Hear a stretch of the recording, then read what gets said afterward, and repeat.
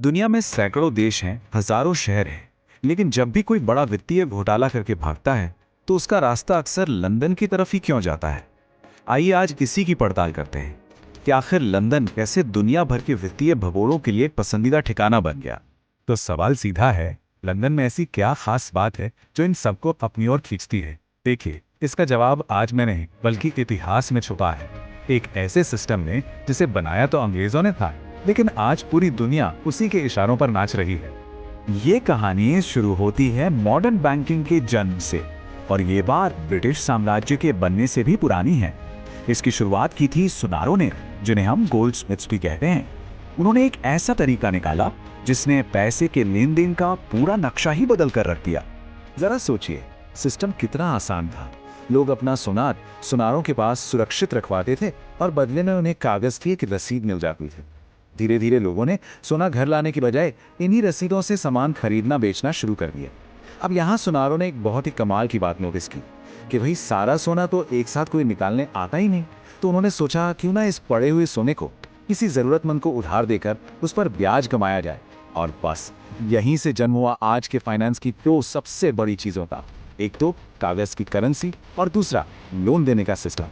अब कहानी में आता है एक बहुत बड़ा मोड़, एक ऐसा वक्त जब ब्रिटेन को अपने ही बनाए हुए सिस्टम को बदलने के लिए मजबूर होना पड़ा। यह समय था पहले विश्व युद्ध के ठीक बाद का, जिसने दुनिया की हर चीज को बदल कर रख दिया था।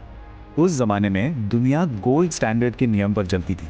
इसका मतलब बहुत सीधा था, किसी भी देश की सरकार सिर्फ उतना ही पैसा छाप सकती थी जितना सोना उसके खजाने में रखा हो। ये एक भरोसे का सिस्टम था, लेकिन अब यह भरोसा टूटने वाला था। और यही थी ब्रिटेन की सबसे बड़ी मुसीबत। युद्ध के बाद उस पर अमेरिका का भारी भरकम कर्ज था और अमेरिका को अपना पैसा सिर्फ सोने में चाहिए था। अब सोचिए, अगर ब्रिटेन अपना सारा सोना अमेरिका को दे देता तो उसे अपने ही बाजार से पैसा खींचना पड़ता, और इसका नतीजा उसकी अर्थव्यवस्था पूरी तरह से बैठ जाती। तो ये संकट गहराया कैसे? 1918 में जंग खत्म हुई और ब्रिटेन कर्ज में डूब गया। दूसरी तरफ जर्मनी ने एक बिल्कुल अलग रास्ता पकड़ा और बिना सोचे समझे नोट छापने लगा, जिसका अंजाम बहुत भयानक हुआ। इन सब हालात को देखते हुए 1931 में ब्रिटेन ने एक ऐतिहासिक फैसला लिया। उसने गोल्ड स्टैंडर्ड को मानने से ही इनकार कर दिया। देखिए, जर्मनी ने जब बेहिसाब पैसा छापा तो वहां हाइपर इन्फ्लेशन हो गया।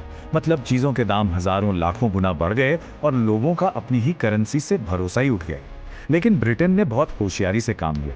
उसने पैसा तो छापा, लेकिन बहुत धीरे धीरे और एक सोची समझी रणनीति के तहत। इसका फायदा यह हुआ कि बाजार में पैसा भी आ गया, महंगाई भी काबू में रही और देश की जीडीपी भी बढ़ने लगी। ब्रिटेन की यह नई रणनीति कई दशकों तक बढ़िया काम करती रही, लेकिन 1970 का दशक आते आते दुनिया एक बार फिर बदल रही थी और ब्रिटेन को भी अपनी आर्थिक दिशा बदलने की जरूरत महसूस होने लगी।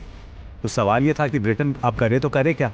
मैन्युफैक्चरिंग में वो सस्ते लेबर वाले देशों का मुकाबला कर नहीं सकता था। खेतीबाड़ी के लिए उसके पास बहुत ज़्यादा ज़मीन नहीं थी।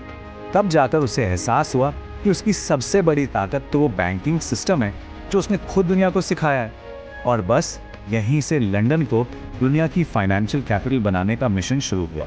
तो लंदन ने ऐसा क्या जादू किया कि दुनिया भर का पैसा उसकी तरफ खिंचा चला आया। यहीं से वो नियम कानून शुरू होते हैं जो इस शहर को कुछ लोगों के लिए जन्नत और धोखेबाजों के लिए एक सुरक्षित पनाहगाह बना देते हैं। सबसे पहले ये समझना जरूरी है कि आज के जमाने में पैसा बनता कैसे है। और ये बात शायद आपको हैरान कर दे, दुनिया में जितना भी पैसा है उसका लगभग 90% हिस्सा सरकारें नहीं बल्कि हमारे और आपके जैसे कमर्शियल बैंक बनाते हैं। जी हाँ, जब वो किसी को लोन देते हैं तो वो असल में हवा में से नया पैसा बना रहे होते हैं। इसे वर्चुअल मनी कहते हैं। सरकार या सेंट्रल बैंक तो बस 10% असली नोट ही छापता है। और ब्रिटेन की पूरी स्ट्रैटेजी इसी एक बात पर टिकी थी।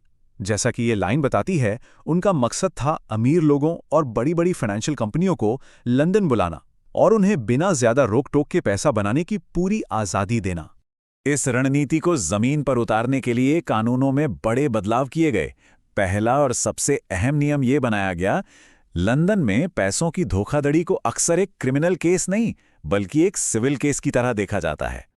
और इसी पहले नियम से निकलता है नियम नंबर 2, जो कि असली गेम चेंजर है। क्योंकि फाइनेंशियल फ्रॉड एक सिविल मामला है, इसलिए ब्रिटेन ऐसे मामलों में किसी भी व्यक्ति को उसके देश वापस भेजने यानी कि एक्स्ट्राडाइट करने के लिए मजबूर नहीं है। मतलब साफ है, अगर कोई अपने देश में वित्तीय घोटाला करके लंदन पहुंच गया तो उसे वापस लाना लगभग नामुमकिन हो जाता है। और नियम सुनिए, अगर आपका बिजनेस डूब गया तो बैंक आपकी पर्सनल प्रॉपर्टी को हाथ नहीं लगा सकते। आप चाहें तो गुमनाम रहकर प्रॉपर्टी खरीद सकते हैं, जिससे किसी को पता ही न चले कि पैसा आया कहां से। और तो और 2022 तक तो एक गोल्डन वीजा स्कीम भी थी, जहां करीब 20 करोड़ रुपए इन्वेस्ट करके कोई भी आसानी से ब्रिटेन में बच सकता था। तो इस पूरी व्यवस्था ने लंदन को एक फाइनेंशियल स्वर्ग तो बना दिया, लेकिन कहते हैं ना, हर चीज की एक कीमत होती है, और ये कीमत सिर्फ लंदन के लोग ही नहीं बल्कि एक तरह से पूरी दुनिया चुका रही है।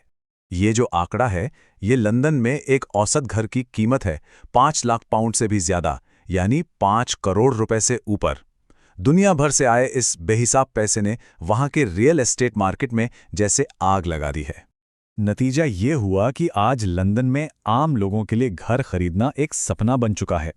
शहर में ऐसे पूरे पूरे इलाके हैं जहां आलीशान घर तो खड़े हैं, पर उनमें कोई रहता नहीं।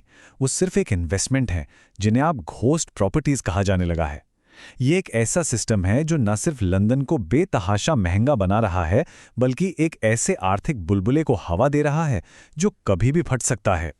तो ये पूरी कहानी हमें एक बहुत बड़े और जरूरी सवाल पर लाकर छोड़ देती है। अगर हमारे आसपास मौजूद 90% पैसा निजी बैंकों द्वारा सिर्फ कर्ज देकर बनाया जा रहा है, तो हमारी अर्थव्यवस्था पर असली कंट्रोल किसका है? हमारी चुनी हुई सरकारों का, या फिर उन बैंकों का जो एक बटन दबाकर पैसा बना भी सकते हैं और मिटा भी सकते हैं? जरा सोचिएगा इस बारे में।